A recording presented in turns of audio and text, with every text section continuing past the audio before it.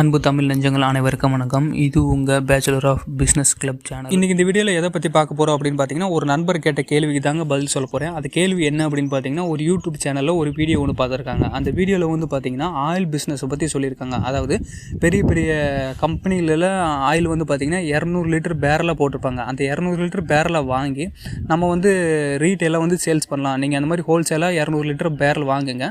வாங்கி உங்களுக்கு தகுந்த மாதிரி 6 litre, 1 litre, 2 litre, 5 litre, 10 litre இந்த மாதிரி நீங்கள் உங்கள் பிராண்டில் உங்கள் பேக்கிங்கில் போட்டு நீங்கள் சேல்ஸ் பண்ணுங்கள். செம்ம காசு வந்து லாபம் பார்க்கலாம். குறைஞ்சது மாதத்துக்கு 5 லட்ச ரூபா லாபம் பார்க்கலாம் அப்படின்னு சொல்லியிருக்காங்க.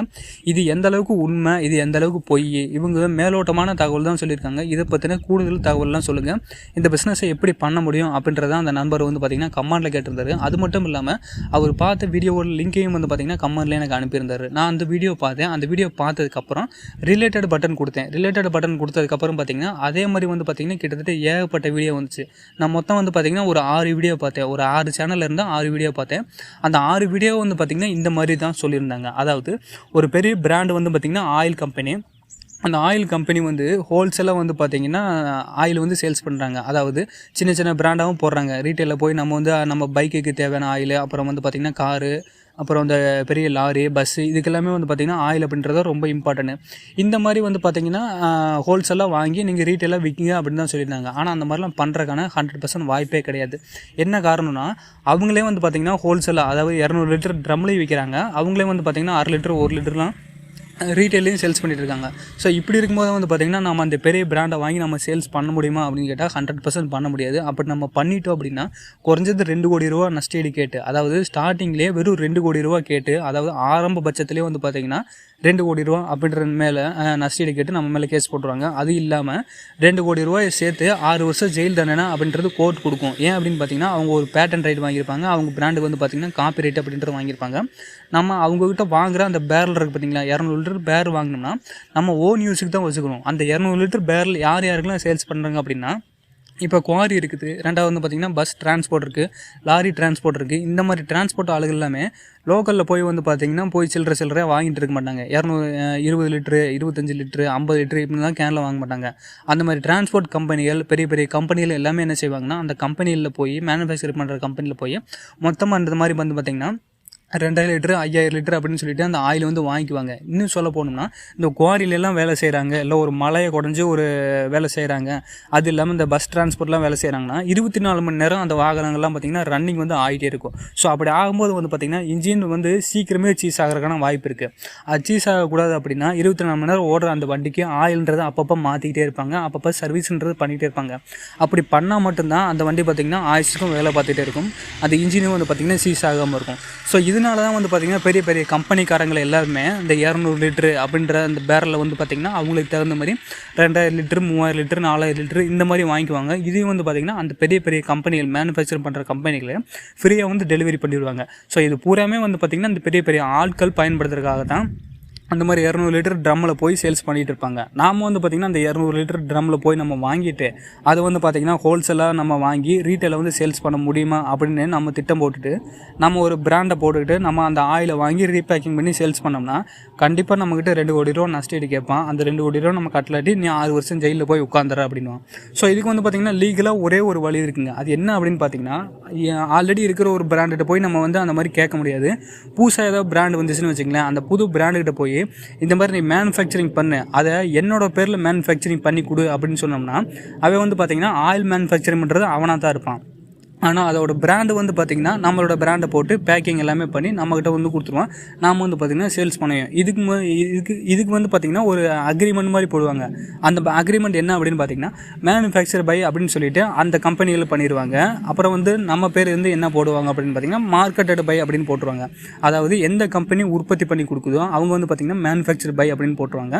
நாம் வாங்கி விற்கிறனால வந்து பார்த்திங்கன்னா மார்க்கெட்டட் பை அப்படின்னு போட்டுருவாங்க. இந்த மார்க்கெட்டட் பை அப்படின்னு வர்றது தான் ஒரு ஸ்டேட் லெவலில், ஒரு கண்ட்ரி லெவலில், ரெண்டாவது ஒரு டிஸ்ட்ரிக்ட் லெவலில் நமக்கு வேணும் அப்படின்னு சொல்லிட்டோம்னா நீ ப்ராடக்ட்டை மொத்தமாக எனக்கு உற்பத்தி பண்ணி கொடு, நான் சேல்ஸ் பண்ணிக்கிறேன் அப்படின்ற கண்டிஷனுக்கு போயிடும். இன்னொரு மெத்தட் என்ன அப்படின்னு பார்த்தீங்கன்னா இந்த டிஸ்ட்ரிபியூட்டர் மெத்தட் அப்படின்னு சொல்லுவாங்க பார்த்தீங்களா, அதுதான். அதாவது இந்த ஏஜென்சி அப்படின்னா யாருன்னா சின்ன சின்ன பொட்டி கடை, பெரிய கடை, அப்புறம் வந்து பார்த்திங்கன்னா இந்த மல்லிகை கடை, அதுக்கு மேலே இருக்கிற ஹோல்சேல் கடை, இந்த மாதிரி சின்ன சின்ன கடையெல்லாம் போய் பார்த்திங்கன்னா வாரம் போய் ஆர்டர் எடுப்பாங்க. சார் இந்த வாரத்துக்கு உங்களுக்கு பிஸ்கட் எவ்வளோ தேவைப்படுது, சாக்லேட் எவ்வளோ தேவைப்படுது, ஹார்லிக்ஸ் எவ்வளோ தேவைப்படுது, கூல்ட்ரிங்க்ஸ் எவ்வளோ தேவைப்படுது, தேவைப்படுது அப்படின்னு சொல்லிட்டு அந்த ஆர்டர் அப்படின்றது எடுத்துருவாங்க. அது எல்லாமே யார் அப்படின்னு பார்த்தீங்கன்னா இந்த மாதிரி சின்ன சின்ன டீலர், இந்த மாதிரி ஏஜென்சி. இந்த ஏஜென்சி எடுத்த ஆர்டர் யாருக்கு போகும் அப்படின்னு பார்த்தீங்கன்னா இந்த ஏஜென்சியை வாங்குறவங்க கிட்ட ஒரு சாஃப்ட்வேர் அப்படின்றது ஒன்று இருக்கும். அதாவது அந்த சாஃப்ட்வேர் வந்து பார்த்தீங்கன்னா இந்த பிஸ்கட் கம்பெனிக்காரங்களோ இந்த கூல்ட்ரிங்க்ஸ் கம்பெனிக்காரங்களோ வந்து பார்த்தீங்கன்னா இன்ஸ்டால் பண்ணி கொடுத்துருப்பாங்க. அதில் வந்து பார்த்தீங்கன்னா இந்த நம்ம போய் இந்த சூத்து வட்டாரத்தில் கடையிலலாம் எடுத்துகிட்டு வந்தீங்களா, அதை எடுத்துகிட்டு வந்த ஆர்டரை வந்து பார்த்திங்கன்னா அந்த சாஃப்ட்வேர்லேருந்து அப்லோட் பண்ணி எனக்கு இவ்வளோ ஆர்டர் வேணும் அப்படின்னு சொல்லிட்டு அந்த ஆர்டர் வந்து கொடுத்துருவாங்க. அதாவது ஏஜென்சி வந்து பார்த்திங்கன்னா ஆர்டரை யார்கிட்ட கொடுப்பாங்கன்னா டிஸ்ட்ரிபியூட்டர் அப்படின்னு ஒருத்தர் இருப்பார். இந்த டிஸ்ட்ரிபியூட்டர் யாருன்னா ஒரு மாவட்ட லெவலில் இருக்கிறது. அந்த மாவட்ட லெவலில் இருக்கிறது யார்கிட்ட ஆர்டர் கொடுப்பாங்க அப்படின்னு பார்த்திங்கன்னா மாநில லெவலில் இருக்கிறத கொடுப்பாங்க.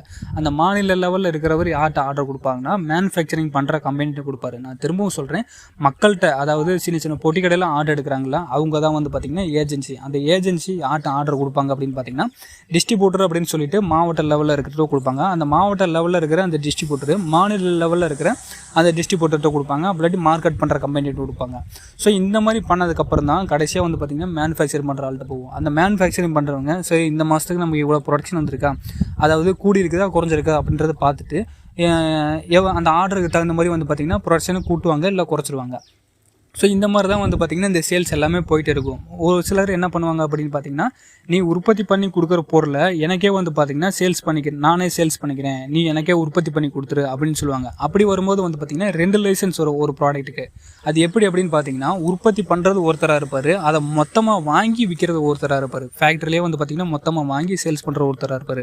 அது என்ன மெத்தடில் பண்ணுவாங்கன்னு பார்த்தீங்கன்னா நீங்கள் அந்த பிராண்டர்லேயே பாருங்கள், மார்க்கெட்டட் பை அப்படின்னு சொல்லிட்டு ஒருத்தர் போட்டிருப்பாரு. அதுக்கு மேலே வந்து பார்த்திங்கன்னா மேனுஃபேக்சர் பை அப்படின்னு சொல்லிட்டு ஒருத்தர் போட்டுருவாங்க. இவங்க 2 பேருமே வந்து பார்த்தீங்கன்னா லைசன்ஸ் நம்பர் வந்து கொடுத்துருப்பாங்க. ஃபர்ஸ்ட் வந்து பார்த்தீங்கன்னா மேனுஃபேக்சர் பை அப்படின்னு சொல்லிட்டு அவங்களோட லைசன்ஸ் கொடுத்துருப்பாங்க. இது யாரும் உற்பத்தியாளர். ரெண்டாவது வந்து பார்த்தீங்கன்னா மார்க்கெட்டட் பை அப்படின்னு சொல்லிட்டு அவங்க பேர் போட்டிருப்பாங்க. அவங்களோட பேருக்கு பக்கத்துலேயே வந்து பார்த்தீங்கன்னா லைசன்ஸ் நம்பர் கொடுத்துருப்பாங்க. இவங்க யாருன்னு பார்த்தீங்கன்னா அந்த கம்பெனியில்ட்ட போய் மொத்தமாக உற்பத்தி பண்ணி தர சொல்லி எனக்கு ஒரு பிராண்டை உருவாக்கி கூட நானே சேல்ஸ் பண்ணிக்கிறேன் அப்படின்னு சொல்லிட்டு போயிடுவாங்க. உதாரணம் சொல்லணும்னா இப்போ போட் அப்படின்னு சொல்லிட்டு ஒரு இந்த ப்ளூடூத் ஹெட்செட்லாம் வந்துட்டு இருக்கு பார்த்தீங்கன்னா, இந்தியாவில் வந்து பார்த்தீங்கன்னா 1500 கோடி ரூபாய்க்கு ஒரே வருஷத்தில் சேல்ஸ் பண்ண ஒரே கம்பெனி யாருன்னு பார்த்தீங்கன்னா அந்த போட் அப்படின்ற கம்பெனி தான். அந்த போட்டுன்ற கம்பெனி இந்த ஹெட்செட் உருவாக்குறது, இந்த ப்ளூடூத் ஹெட்செட் உருவாக்குறது இவங்க தான். இவங்க என்ன பண்ணுறாங்க அப்படின்னு பார்த்தீங்கன்னா இவங்க எதுவுமே மேனுஃபேக்சரிங் பண்ணுறதே கிடையாது. சைனாவில் தான் வந்து பார்த்திங்கன்னா மேனுஃபேக்சரிங் பண்ணுறாங்க. இந்த போட் அப்படின்ற பேரில் மேனுஃபேக்சரிங் பண்ணி எனக்கு கூட நான் சேல்ஸ் பண்ணிக்கிறேன் அப்படின்றதான் வந்து பார்த்திங்கன்னா இந்த போட் கம்பெனியோட வேலை. மேனுஃபேக்சரிங் பண்ணி கொடுக்குறது புறமே வந்து பார்த்திங்கன்னா A to Z மேனுஃபேக்சரிங் பண்ணி அதை பேக் பண்ணி அதுக்கு நேம் கேம்லாம் பண்ணி இவங்ககிட்ட கொண்டு வந்து கொடுக்குறது சைனாக்காரன். அதை மொத்தமாக வாங்கி விற்கிறதா வந்து பார்த்திங்கன்னா இந்த போட் கம்பெனிக்காரன். ஸோ இந்த மாதிரி தான் போயிட்டுருக்கே தவிர இதை விட எக்ஸ்ட்ரா எந்த வேலையும் பண்ண முடியாது. தயவுசெய்து அந்த வீடியோ பார்த்துட்டு நீங்கள் போனீங்கன்னா உங்களோட முட்டாள் யாருமே இருக்க மாட்டாங்க. நான் இந்த வீடியோ மூலிமா அந்த யூடியூப் சேனலுக்கு எல்லாமே சொல்லிக்கிறேன், தயவுசெய்து சொல்கிற விஷயத்த உண்மையாக சொல்லுங்கள். அது எந்தளவுக்கு உண்மையோ அந்தளவுக்கு உண்மை அப்படின்றத அதை மென்ஷன் பண்ணிடுங்க. நீங்கள் சொல்கிறத வச்சுக்கிட்டு ஏகப்பட்ட பேர் நம்பி ஏமாறுறாங்க. நம்பி ஏமாறக்கு இது ஒன்றும் சர்வசாதாரணமான விஷயம் கிடையாது. 50,000 ரூபா காசை இழந்தால் கூட மிகப்பெரிய விஷயம். ஸோ உங்கள்கிட்ட ஒரு கோரிக்கையாக வைக்கிறேன், உங்கள்கிட்ட ஒரு கோபமாகவும் நான் பதில் சொல்லிக்கிறேன். தயவுசெய்து இந்த மாதிரி போலி வீடியோக்களை மட்டும் போடாதீங்க. முடிஞ்ச அளவுக்கு உண்மையான தகவலை சொல்லுங்கள். உண்மையான தகவல்களை மட்டும் வீடியோவாக போடுங்க. மேலும் ஏதாவது ஒரு வீடியோ பற்றின உங்களுக்கு தகவல் வேணும் அப்படின்னாலும் சரி, இல்லை ஏதாவது எக்ஸ்ட்ரா தகவல் வேணும்னா சரி, கண்டிப்பாக என்கிட்ட கேளுங்க, நான் சொல்கிறேன். இந்த வீடியோ பிடிச்சிச்சுன்னா லைக் பண்ணி ஷேர் பண்ணி கமெண்ட் பண்ணுங்கள். முக்கியமாக சப்ஸ்கிரைப் பண்ணாமல் இருக்காதீங்க. நன்றி.